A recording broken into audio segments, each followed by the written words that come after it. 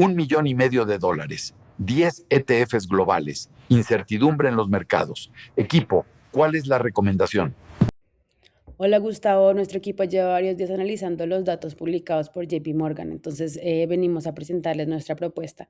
Para que esta sesión sea ágil y productiva, nos dividimos el análisis de la siguiente manera. Ángel va a abrir la sesión explicando el punto de partida, va a analizar nuestras necesidades financieras inmediatas y cómo se ve nuestra foto de rentabilidad frente al riesgo según los datos históricos de nuestro broker. Después Manuel va a profundizar en la visión a largo plazo y nos dirá si ampliar nuestro horizonte de inversión realmente fortalece nuestra frontera de eficiencia o si la volatilidad nos está jugando en contra. Después yo les voy a hablar sobre el resultado del análisis de qué tan peligroso es quedarnos quietos ignorando las nuevas primas de riesgo que proyectan los grandes bancos para el año.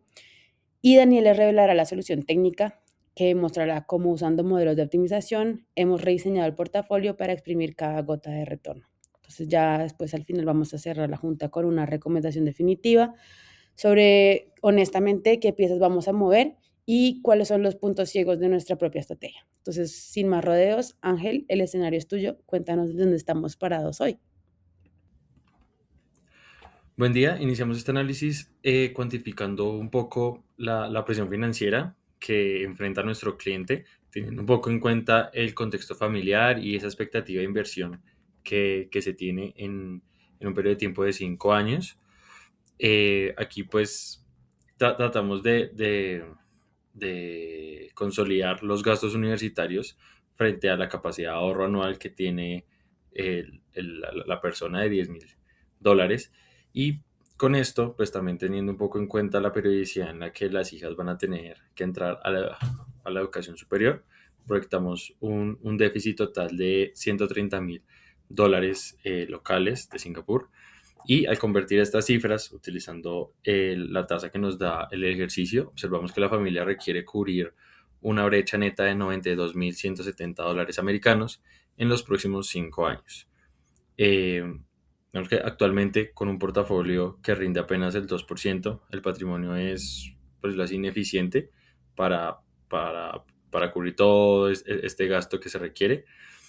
Si bien un rendimiento superior no garantiza por sí solo cubrir el 100% de este déficit, es importante pues migrar a una estrategia que optimice el crecimiento del capital por encima del rendimiento actual para cerrar un poco esa brecha financiera de una forma más significativa. Bueno, para resolver la brecha financiera detectada anteriormente, partimos de un universo de 10 activos financieros diversificados. Sobre este portafolio inicial, implementamos el modelo de optimización de Markowitz utilizando la herramienta de Solver en Excel, con el objetivo de hallar ese punto que nos minimice nuestra volatilidad en el portafolio.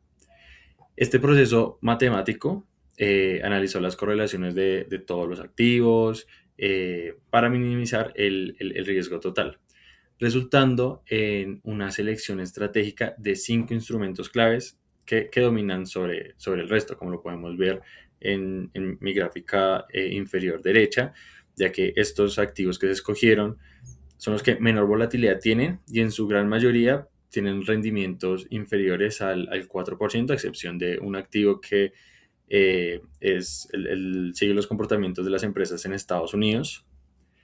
Entonces, viendo un poco estos 5 instrumentos claves, el pilar fundamental fue esa estabilidad en el capital. Entonces, un 49% va a ser abonos del tesoro, que son activos que nos protegen contra la inflación y actúan como esa ancla de seguridad en el portafolio. Vemos que esto se complementa un poco con un 22% en el E-Shares de JP Morgan en Asia, dándonos una exposición a renta fija en la región donde pues, se encuentra nuestro cliente. Y en renta variable, ya que pues, se combina un poco de renta fija y de renta variable para llegar a ese equilibrio, el modelo asigna un 14% a ese activo que mencionaba en Estados Unidos, capturando pues esa estabilidad de esas grandes empresas y los comportamientos que pueden generar. Y ya por último, se concentra un 10% en bonos soberanos europeos y un 6% en bonos de alto rendimiento en Asia. Vemos que esta combinación nos entrega un retorno esperado del 2,6%. Si bien el incremento respecto al 2% anterior es moderado, eh, el valor en verdad reside en la volatilidad que esperamos, ¿no? Porque esperamos una volatilidad de solo el 3,72%. Entonces, con esto, pues hemos logrado una estructura robusta que maximiza la probabilidad de tener los fondos disponibles para las matrículas y los gastos que se vienen en los próximos 5 años, minimizando también un poco esa exposición a caídas severas en el mercado. Ahora bien, analizando un poco la frontera eficiente de Markowitz, vemos que esta gráfica es fundamental para entender por qué nuestro portafolio es mucho mejor. La curva presenta una frontera eficiente, el límite donde obtenemos el máximo retorno posible para cada nivel de riesgo. Detallemos que el punto de nuestra cartera con un 2,6% de retorno se sitúa en el extremo izquierdo de la curva, lo que técnicamente se conoce como el portafolio de mínima varianza global. A partir de este punto, cualquier intento de buscar menos riesgo nos obliga a aceptar retornos inferiores, y cualquier búsqueda de mayor retorno, como los puntos que suben hacia ese máximo del 10,63%, aumentaría la volatilidad exponencialmente. El beneficio de diversificación es claro al combinar estos activos de diferentes características, como lo hablamos anteriormente, entre renta fija y renta variable, se logran niveles de riesgo que ningún ETF individual podría ofrecernos por sí solo. Entonces, estamos dominando las opciones individuales al situarnos sobre, pues, la curva, garantizando que el cliente no asuma un riesgo que no esté debidamente remunerado. Bien, ahora respondamos qué cambia en el horizonte de 3 contra 5 años. Para este punto realizamos el análisis de Markowitz utilizando una ventana de 3 años, desde 2014 hasta 2016, y lo comparamos con el análisis de 5 años del segundo punto. Lo primero que observamos es un deterioro significativo en los retornos, como se muestra en la tabla y además en el gráfico. ETFs como MSCI Europe pasan de rendir 4,19% en 5 años a menos 5,77% en 3 años. De igual manera, MSCI Russia y MSCI caen también en el terreno de lo negativo. Esto es consistente con los datos que vimos en el Exhibit 3, donde se proyecta una desaceleración del GDP, tanto para la eurozona, Rusia y China. En contraste a estos ETFs, tenemos DJ Industrial, que se mantiene positivo, aunque cae un poco, y TIPS, que incluso mejora su retorno. Esto impacta directamente a la frontera eficiente. En el costado izquierdo vemos ambas fronteras superpuestas. La de color azul es la frontera de 5 años y la de color rojo es la frontera de 3 años. Lo más evidente que encontramos es que para la frontera de 3 años es una curva más baja y más corta, y además el retorno máximo alcanzable cae de 10,63% a 6,65%, casi 4 puntos porcentuales menos. Pero lo más relevante es la composición del portafolio, ya que en los 5 años tenemos la combinación de TIPS con el 89% y ACIG con el 11%. Y en el de 3 años tenemos un portafolio óptimo que combina TIPS con DJ Industrial con el 62 y 38% respectivamente. Es decir que de los 10 ETFs disponibles, solo 2 son viables en la ventana corta y funcionan juntos precisamente porque tienen una correlación negativa. Esto es importante porque en Markowitz la correlación negativa compensa el efecto de una. Si cae la inversión, el retorno de la inversión de una, el otro la compensa y así viceversa. ¿Qué nos dice esto sobre la inversión a largo plazo? Hay 3 puntos importantes aquí a anotar. El primero, reversión a la media. Los malos resultados de 2014 y 2015 se compensan cuando incluimos buenos años de 2012 y 2013. Y la recuperación de 2016 también. Con solo 3 años quedamos atrapados en el ciclo de lo negativo. Segundo, hay una diversificación.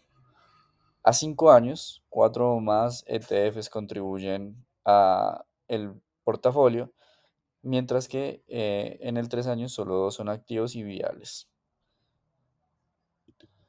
Tercero, tenemos un mejor trade-off para un mismo nivel de riesgo o un mismo Sharp, eh, donde digamos que hay un 5% de volatilidad y la frontera de 5 años ofrece aproximadamente un punto porcentual más de retorno y la frontera larga domina la corta, como podemos evidenciar. También es importante aclarar que esto no significa que Markowitz sea una bola de cristal. Su valor es proporcional al marco cuantitativo en el que podemos tomar las decisiones de asignación. Em, Eso concluye el análisis del tercer punto. Entonces, para responder a la pregunta planteada sobre si el inversionista debería mantener su estrategia original o ajustarla ante el nuevo panorama 2017, vamos a utilizar los datos de entrada que no son históricos, sino que provienen de las proyecciones del mercado hechas por JP Morgan. Estas proyecciones indicaban un cambio fundamental. Mientras la prima por riesgo de acciones se mantenía en un atractivo 4%, la prima por duración para bonos se caía drásticamente a solo 0.25%.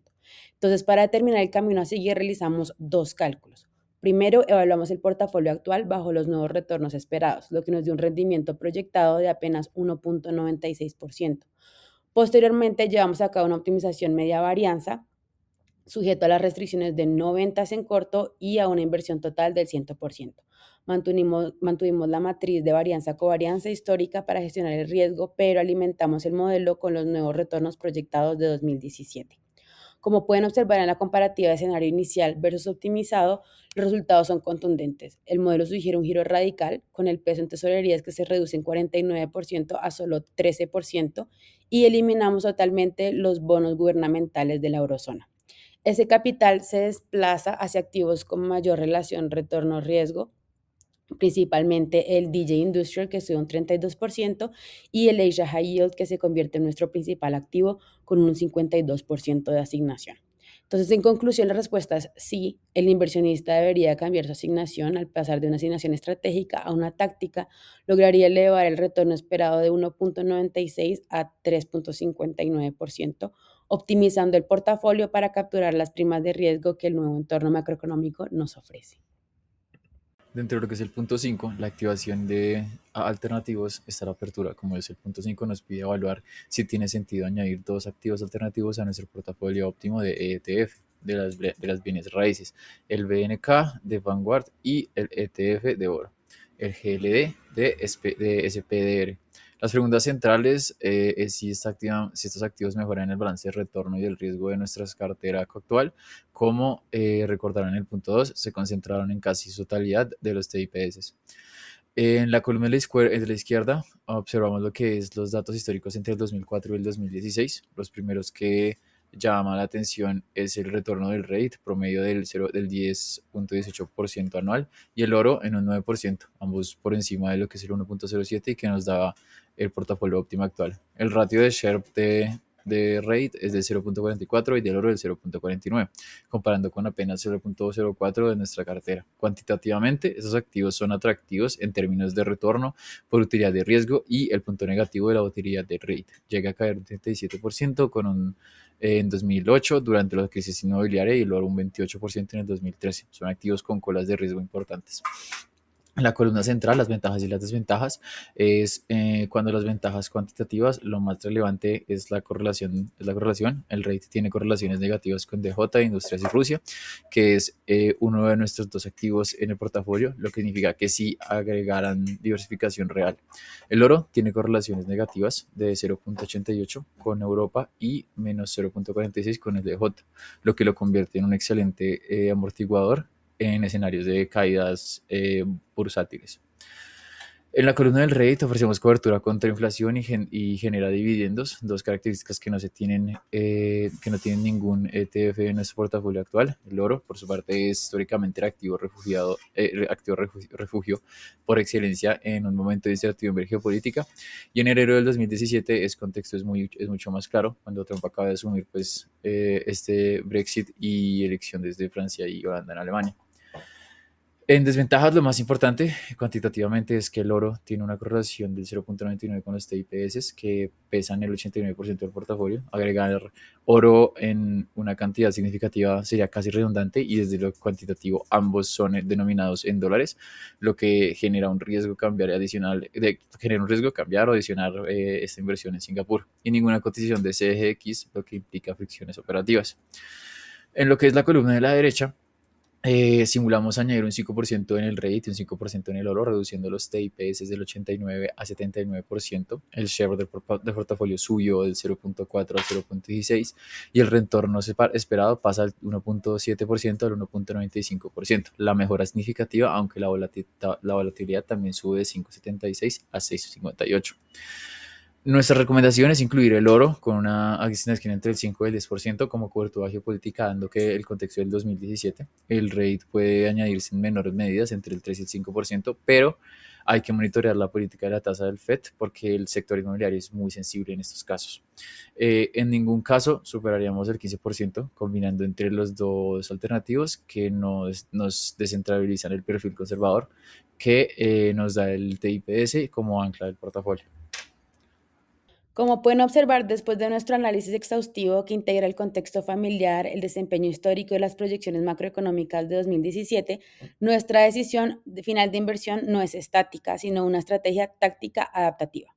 Primero partimos de la realidad que el portafolio actual de mínima varianza, con un retorno del 2.6%, es completamente ineficiente para cubrir el déficit neto de $92.170 que enfrentará la familia en los próximos 5 años.